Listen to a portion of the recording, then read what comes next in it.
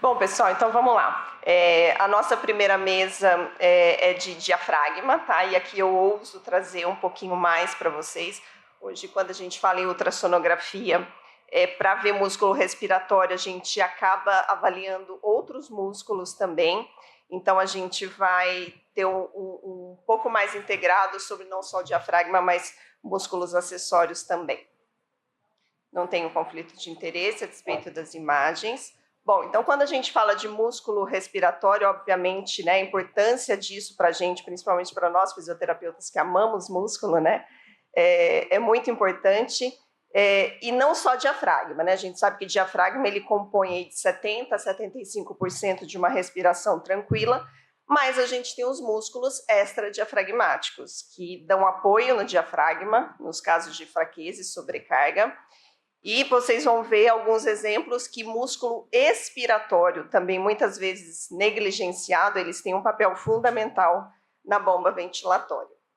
E quando a gente fala de injúria muscular, né, aqui eu trago um ambiente crítico, mas já a gente vai falar sobre paciente cardíaco, a gente tem muitos ofensores no nosso dia a dia, na terapia intensiva, que levam à fraqueza diafragmática. Não só pela insuficiência respiratória propriamente dita, mas por esforço inapropriado, sepse, uso de medicação, desnutrição, mas sem dúvida nenhuma o nosso maior ofensor é a ventilação mecânica, tá? Isso já foi provado em vários estudos e a gente tem aí alguns mecanismos que levam à fraqueza diafragmática quando a gente fala especificamente da ventilação mecânica.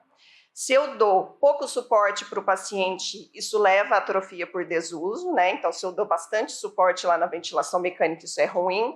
Se eu dou pouco suporte, isso também é ruim, porque pode levar à sobrecarga.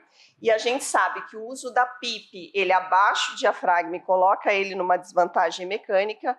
E, além disso, a gente tem as assincronias, que também são muito deletérias para o músculo. Então, a gente fala que, né, que é uma grande oportunidade para o paciente ter disfunção diafragmática. E isso explica por que a incidência da disfunção ela é tão grande, né? Esse gráfico ele traz as principais revisões que a gente tem aí na literatura.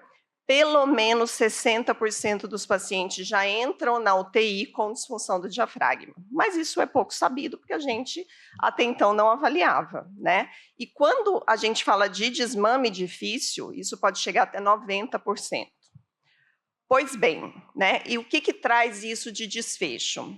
A gente sabe que quando tem disfunção do diafragma, a gente aumenta o tempo de ventilação mecânica, piora a mortalidade, piora desfecho na UTI, então a gente precisa, principalmente como fisioterapeuta, né, olhar para esse problema que a gente tem lá com os nossos pacientes. E quando a gente fala do paciente cardíaco, né, saindo um pouquinho lá da terapia intensiva e falando do paciente cardíaco, a gente também tem muitas oportunidades para esse paciente fazer disfunção do diafragma, né? A gente sabe que esses pacientes eles trabalham com uma carga respiratória mais aumentada e, consequentemente, isso leva à lesão muscular.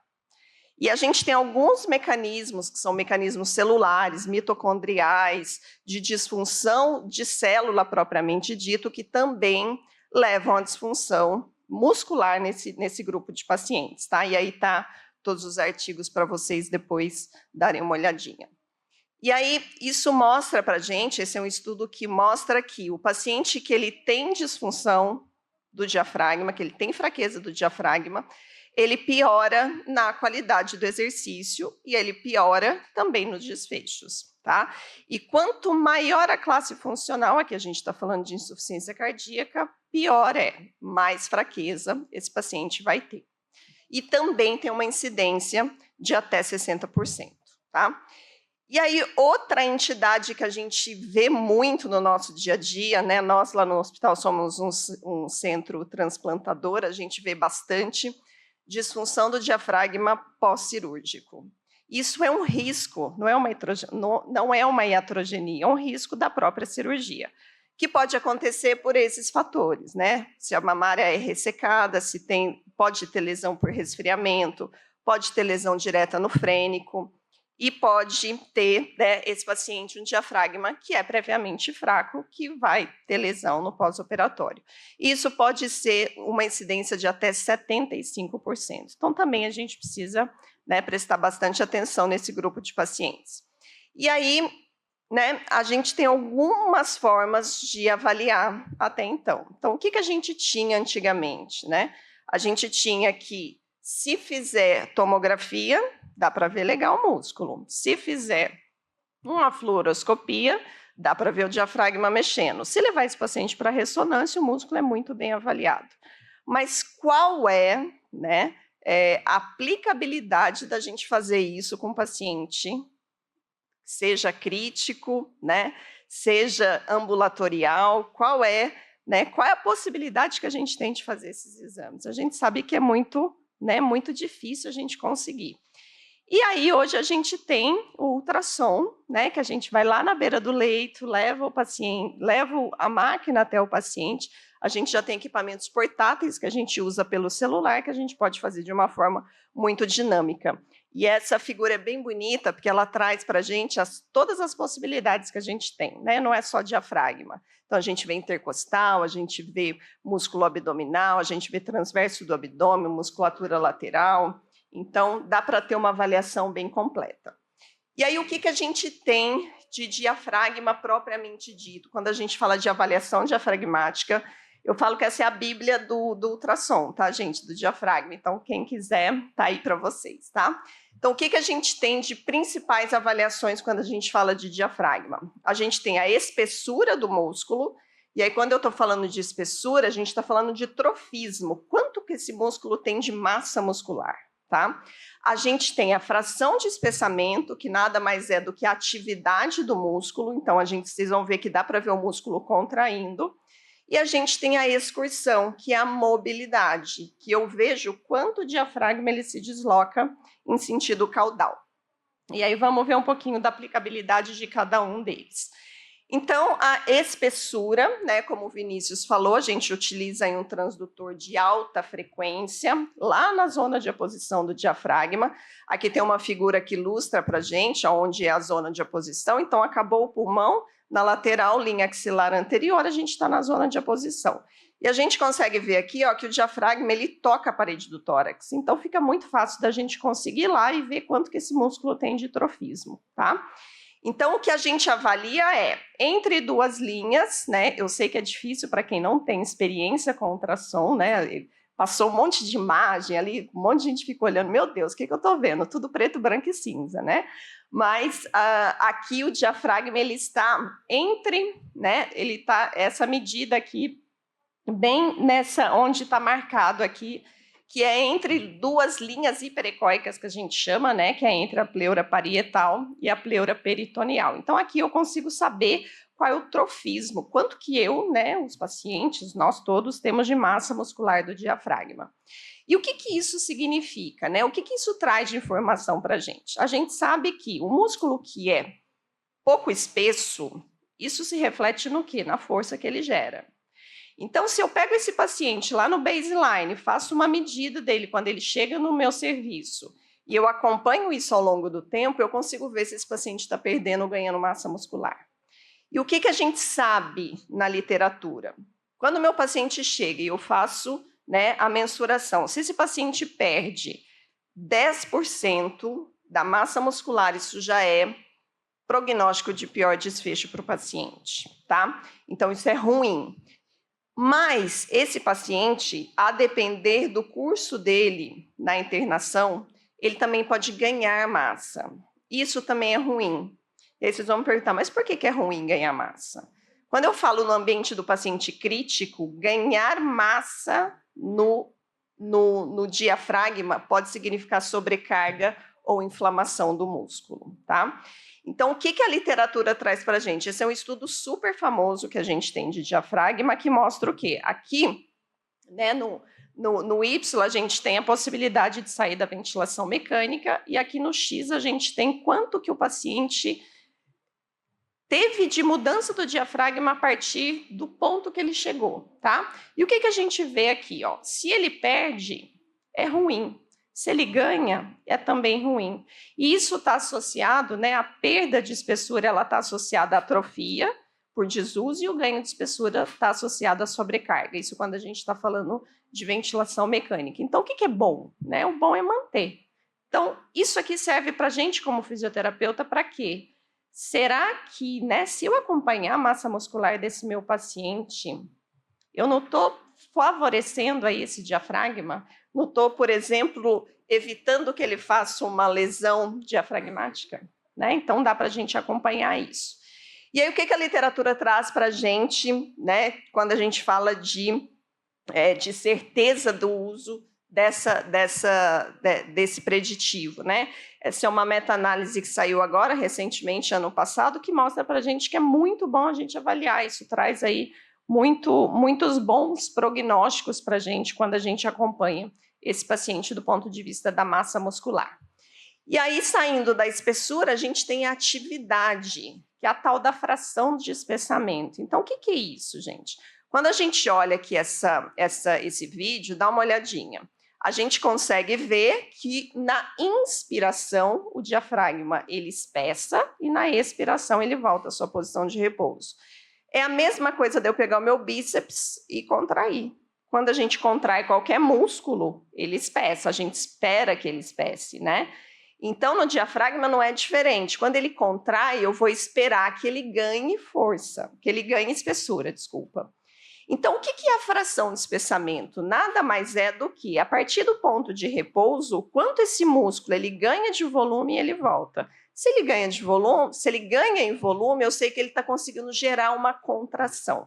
E isso é bom, né? Então, o que a gente faz? A gente faz uma continha lá, ins menos es, dividido pela es, vezes 100, ou seja, a variabilidade, e eu sei que esse músculo ele tem que espessar pelo menos 30% a partir do ponto de base, porque aí isso está fazendo com que ele gere contração, né? Então, tudo que a gente tem de desfecho, quando a gente fala de fração de espessamento, está baseado nessa contratilidade de ao menos 30%, tá? E o músculo disfuncional, aquele que tem disfunção, é o que contrai menos que isso, tá bom?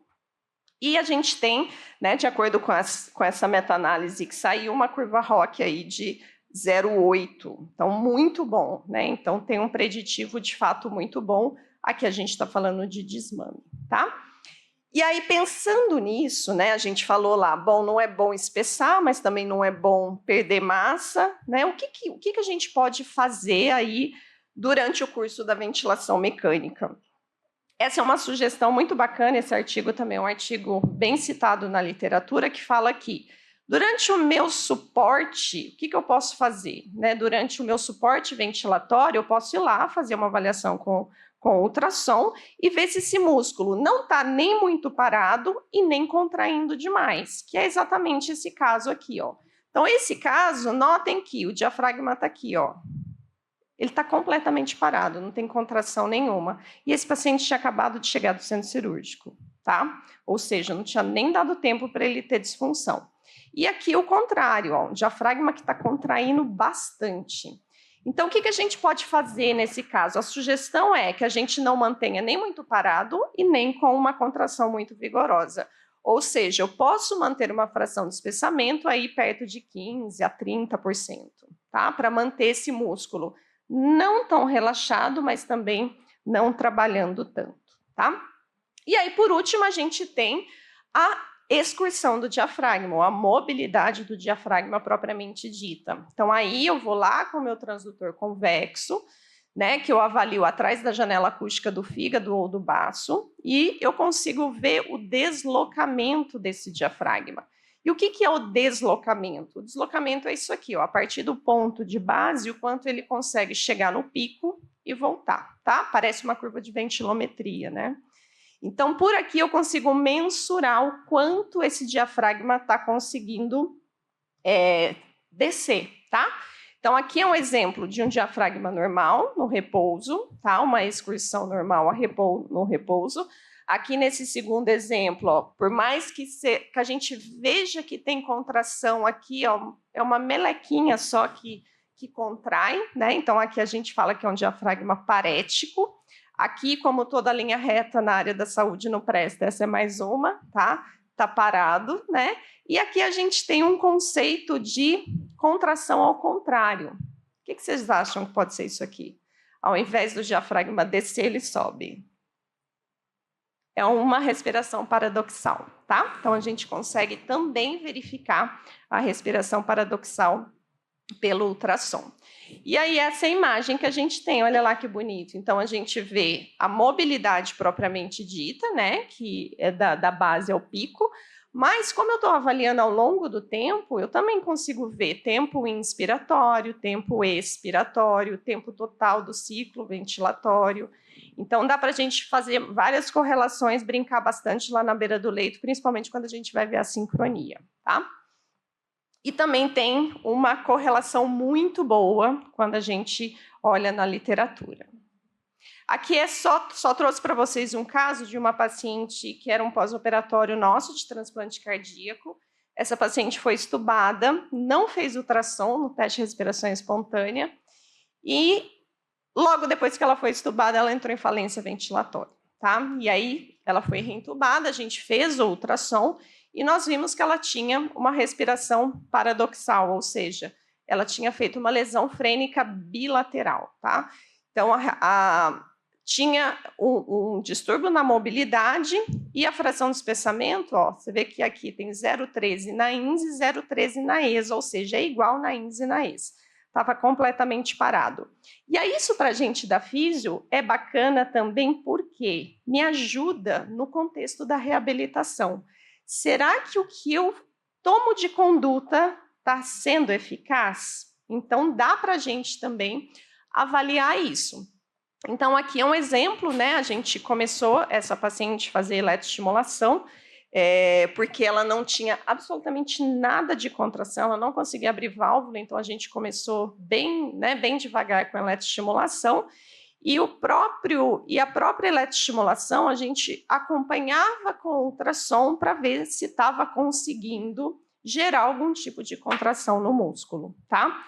E então ajuda também a gente no processo de reabilitação, dá para ver lá, ó, que gerava um pouquinho de contração, né? E a gente demorou aí quase 3 meses para reabilitar essa paciente. E aí depois isso foi progredindo, a gente conseguiu chegar, né, numa mobilidade boa e numa fração de espessamento de quase 40%. Essa paciente depois teve alta, treinamos músculo inspiratório também, e deu tudo certo. E foi uma ferramenta que ajudou a gente no processo de reabilitação. Mas, como eu disse para vocês, nem só de diafragma vivemos, né? A gente tem aí outros músculos que compõem os músculos respiratórios e dá para a gente ver também com ultrassom, porque também é músculo, então dá para a gente ver. Um deles é o músculo intercostal. Então, o que a gente sabe? Numa condição de normalidade, intercostal trabalha? Muito pouco, né? Então, a gente não quer que haja contração do músculo intercostal. Então, o que a gente sabe na literatura? Se eu vou lá, avalio o meu intercostal e ele está contraindo, gerando uma fração de espessamento mais de 10%, isso significa sobrecarga do diafragma, tá? Então, a gente pode ir lá e fazer. Então, a gente faz lá entre o segundo e o terceiro espaço intercostal. O que a gente vê, né, é muito fácil, a gente vê entre as costelas, a única coisa que tem entre as costelas é músculo, né? Então, dá para a gente ver de uma forma muito fácil. E aqui é um exemplo de um paciente que entrou em insuficiência respiratória. Dá uma olhada aqui, ó. Olha a contração vigorosa desse intercostal. Isso ajuda a gente também no suporte ventilatório. Bom, se está contraindo intercostal, tem alguma coisa de errado, eu preciso melhorar o meu suporte, tá? Então, ajuda a gente também nesse sentido. Então, o nosso cutoff, que a gente fala, né, o nosso limite, se tiver mais que 10%, tá ruim. E músculo expiratório? Quem viveu o COVID sabe que isso aqui era extremamente comum, né? O paciente ativar músculo expiratório. E por que a gente ativa músculo expiratório? Por várias razões, né? Se a gente está correndo na rua, tem uma alta capacidade respiratória, um volume muito alto, a gente ativa músculo expiratório. Mas se eu tenho uma baixa capacidade inspiratória, eu também ativo o músculo expiratório, porque é um mecanismo que faz com que, quando contrai o músculo expiratório, ajuda a contrair um pouquinho o diafragma. Então, significa, né, que o diafragma também está sofrendo em sobrecarga. E isso traz também piores desfechos para a gente. A gente sabe que quando ativa o músculo expiratório, isso também não é bom, tá? E com o ultrassom a gente consegue ver se está contraindo. Então a gente vai lá no reto do abdômen e a gente consegue visualizar se está gerando contração, tá? Então a gente vê lá 2 dedinhos acima do umbigo e dá para ver bonitinho lá o reto do abdômen. E dá para ver também parede lateral. Então, a gente sabe principalmente que o músculo transverso tem interseção com as fibras do diafragma. Ele trabalha muito em casos de sobrecarga. E a gente também consegue visualizar, tá? Aqui é só um exemplo de um paciente também em falência ventilatória. Dá uma olhada na contração da musculatura lateral. Então, isso traz para a gente também bastante informação no nosso dia a dia. E aqui, estamos quase finalizando já, é só um artigo bem bacana que mostra para a gente que isso de fato acontece. Então, quando o paciente tem falência, aqui propriamente dito no teste de respiração espontânea, existe uma ativação muito forte desses grupos musculares, parede lateral e reto do abdômen. Então, tem uma relação direta com a fraqueza do diafragma, tá? Então, para finalizarmos, é uma ferramenta que pode acelerar o processo de avaliação e prevenção da disfunção. A disfunção diafragmática a gente considera como uma perda de espessura, uma fração de espessamento menor que 30, uma mobilidade menor que 2 centímetros. Sempre é bom complementar com a ação dos músculos acessórios, fornece subsídios para a tomada de decisão do fisioterapeuta, pode e deve ser avaliado em todas as fases do paciente. Tá bom? Para quem tiver interesse, a gente tem lá no hospital um curso de ultrassonografias próprio para fisioterapeutas, tá? De alguns dias. E muito obrigada. É isso.